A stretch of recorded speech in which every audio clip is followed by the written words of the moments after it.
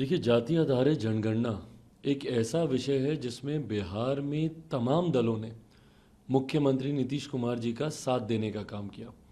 और ये शिकायत मेरी बिहार के मुख्यमंत्री जी से इस बात को लेकर रही है कि जब आपको किसी विषय पर सबका साथ मिलता है तो क्यों नहीं एक राय बनाई जाती है, क्यों नहीं सर्वदलीय बैठक बुलाई जाती है और तमाम दलों को आप कॉन्फिडेंस में लें और कॉन्फिडेंस में लेकर आप उस पर आगे बढ़े। मैं 2-3 मैं उदाहरण देता हूं।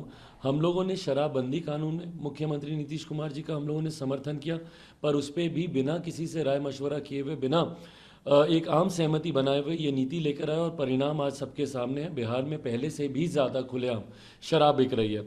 उसी की तर्ज पर बिहार को विशेष राज्य का दर्जा मिले, हर बिहारी ये चाहता है, पर मुख्यमंत्री नीतीश कुमार जी की जिद, नीति आयोग की बैठकों में नहीं जाना, प्रधानमंत्री जी से व्यक्तिगत द्वेषों के कारण इस मुद्दे को जिस पटल पर उठाना चाहिए उस पर नहीं उठाने के कारण आज भी बिहार अपने अधिकारों से दूर है। उसी तरीके से जाति आधारित जनगणना का समर्थन जब तमाम दलों ने किया तो क्यों नहीं सबको बैठाकर एक आम राय बनाई जाती, क्यों नहीं सबको साथ में बैठाकर इसको लेकर नीति, अगर ये चर्चा कर ली गई होती तो हाई कोर्ट में इस पर रोक नहीं लगती। और आज जिस तरीके से भाई देश चलेगा, कानून के आधार पर चलेगा ना। देश में संघीय ढांचे में फेडरल स्ट्रक्चर जो हमारे देश का है उसमें राज्यों के अधिकार और केंद्र के अधिकार पूर्णतः स्पष्ट रूप से बटे हुए हैं। ऐसे में कोई गैर कानूनी कार्य भी कोई राज्य सरकार नहीं कर सकती है। ऐसे में ये कानून के जानकार ही ज़्यादा बता पाएंगे कि जाति आधारित जनगणना कराने का अधिकार राज्य सरकार के पास है कि नहीं। पर ये एक ऐसा विषय है जिसमें तमाम दलों ने इनका समर्थन दिया था। अगर ये एक आम राय बनाते तो यकीनन कोई ना कोई रास्ता इसमें निकाला जा सकता है। आप लोगों की पार्टी का क्या स्टैंड है? क्या ये पॉलिटिकल कोई एजेंडा हो सकता है? क्या बीजेपी भी डर रही है? क्या नीतीश कुमार भी चाह रहे हैं कि इसका कोई फायदा आने वाले लोकसभा इलेक्शन में मिलेगा? क्योंकि इस पर सियासत काफी भाई, ज्यादा जाति आधारित जनगणना करवाने का मुख्यमंत्री जी का फैसला पूर्णतः राजनीतिक है। आज इनको लगभग 2 दशक के बाद याद आ रहा है कि जाति आधारित आप जनगणना कराएं, और इनके साथ जो दल समर्थन कर रहे हैं 90 के दशक से, वो घटक दल इनके गठबंधन के, महागठबंधन के 90 के दशक से वो लोग बिहार में सत्ता में हैं।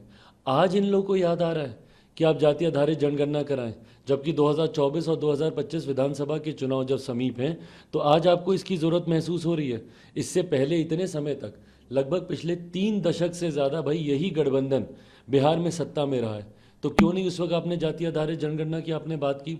तो कहीं ना कहीं इसमें आप राजनीति कर रहे हैं। बट हाँ, लोक जनशक्ति पार्टी रामविलास ज़रूर मानती है ये, क्योंकि कई ऐसी योजनाएं हैं, केंद्र की योजनाएं हों या राज्य की योजनाएं हों, जो कि जाति पे आधारित होती है, उसी के आधार पर वो योजनाएं बनाई जाती हैं।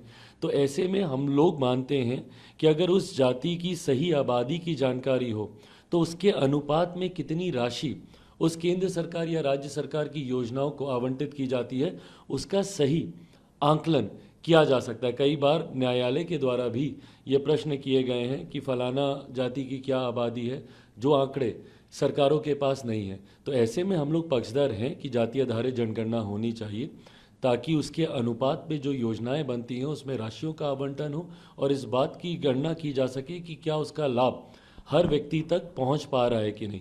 पर इसमें जिस तरीके से राजनीति सिर्फ और सिर्फ राजनीतिक लाभ के लिए मौजूदा बिहार सरकार के द्वारा की जा रही है, वो सोच गलत है।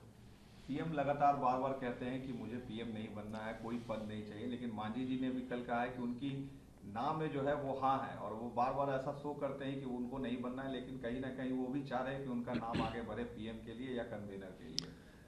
मुख्यमंत्री जी का बयान, अरे हमको कहाँ मुख्यमंत्री बनना है, वो तो ये लोग हमको ज़बरदस्ती बना दिया।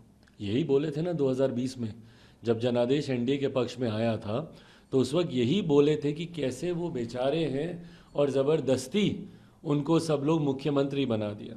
तो भाई जब उस वक्त ज़बरदस्ती आपको बनाया गया था तो क्यों नहीं जब आप राजद के साथ आप गठबंधन में गए तो उस वक्त आप ये शर्त रखते कि कोई राजद की तरफ से मुख्यमंत्री बने, हमको मुख्यमंत्री नहीं बनना है। क्योंकि 2020 में तो आप मना कर रहे थे ना मुख्यमंत्री बनने के लिए। तो जब आप 22 में जब आप महागठबंधन में आप गए तो उस वक्त बोलते कि भाई हमको नहीं बनना है। तो इनकी ना में ही हाँ छुपी होती है। जिस जिस चीज़ के लिए ये मना करेंगे, अरे हमको ये सब नहीं चाहिए, हमको ये सब करना, हमको तो इसको आगे बढ़ाना, हमको तो उसको, यही ना बोलते हैं मुख्यमंत्री।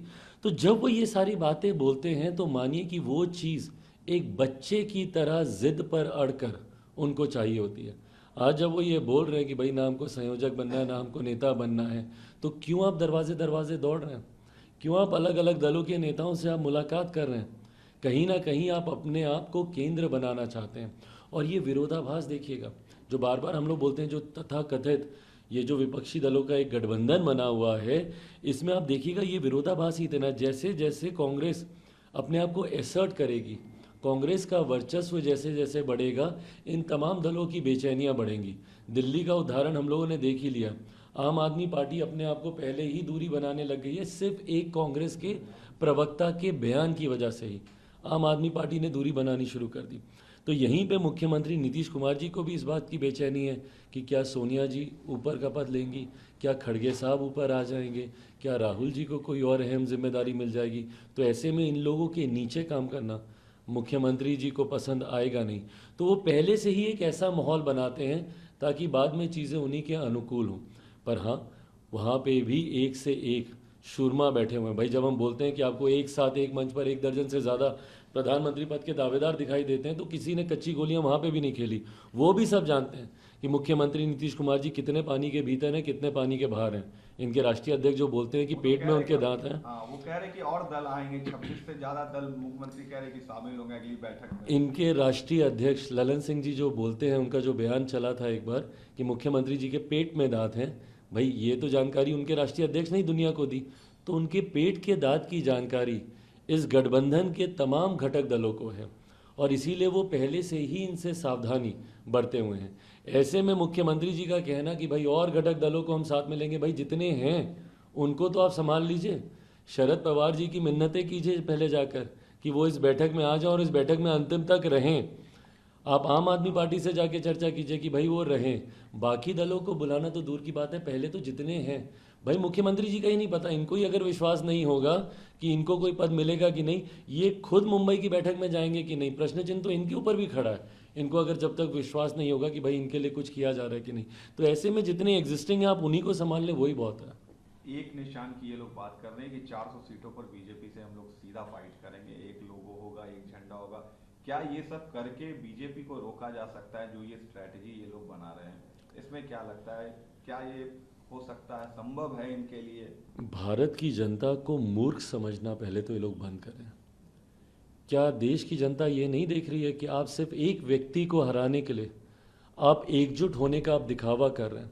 और जब जब ऐसे दिखावे किए गए हैं भैया, ये मुंह के बल ये लोग गिरे हैं, औंधे मुंह ये लोग गिरे हैं।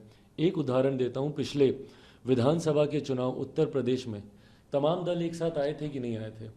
तमाम यूपी के 2 लड़के एक साथ आ रहे हैं, बुआ एक साथ आ रही हैं, ये चर्चा हुई थी ना। तमाम आपने देखा, सपा आया, बसपा साथ में आई, कांग्रेस साथ में आई, सबने एक साथ मिलकर चुनाव लड़ा। क्या हुआ उसका परिणाम? भाई देश की जनता आज की तारीख में ये जानती है कि आप अपने स्वार्थ के लिए, अपनी महत्वाकांक्षाओं को साधने के लिए, देश के लिए नहीं। अगर देश के लिए ये होता तो आप अपनी नीति सामने लेकर आते ना। सबसे पहली चर्चा आपको कॉमन मिनिमम प्रोग्राम पे करनी चाहिए थी। अगर आपका हित देश के लिए होता, देशवासियों के लिए होता, पर आप सिर्फ अपनी व्यक्तिगत महत्वाकांक्षाओं को साधने के लिए ये तमाम दल एक साथ आने का प्रयास कर रहे हैं। ऐसे में देश की जनता इनके बहकावे में आएंगी नहीं।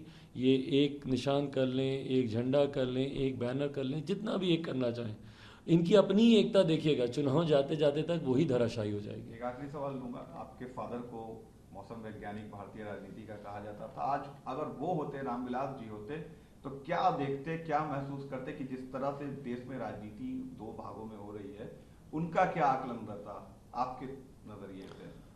मौसम वैज्ञानिक का ही सुपुत्र हूँ, तो कुछ तो उनके गुण मुझ में भी आए हैं।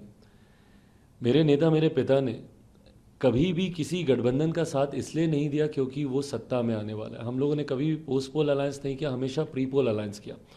अब आप इसको एक शुभ संकेत मान लीजिए कि जिस भी गठबंधन के साथ लोक जनशक्ति पार्टी रही है, वो गठबंधन सत्ता में आया है।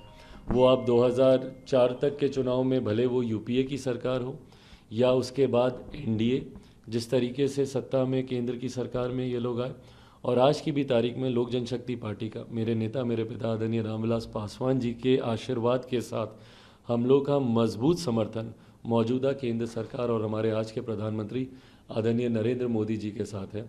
अब अगर ये शुभ संकेत है और ये परंपरा ऐसे ही चलती है, तो कहीं कोई संदेह नहीं है कि 2024 में पुनः केंद्र में एनडीए की सरकार बनेगी। यानी मोदी जी फिर से आ रहे हैं आपके? भाई इसमें तो किसी को संदेह नहीं है, मुझे लगता है इसमें विपक्ष के भी नेताओं को नहीं है। वो लोग भी सिर्फ सीटों पर खेल रहे हैं कि अपनी सीटें वो कितनी बढ़ा लें, सिर्फ प्रयास उनका इसके लिए है। वो भी जानते हैं कि सत्ता में नहीं आने वाले हैं, तो इसमें कहीं कोई संदेह नहीं है कि 2024 में पुनः शपथ ग्रहण प्रधानमंत्री के तौर पर मौजूदा प्रधानमंत्री आदरणीय नरेंद्र मोदी जी ही लेंगे।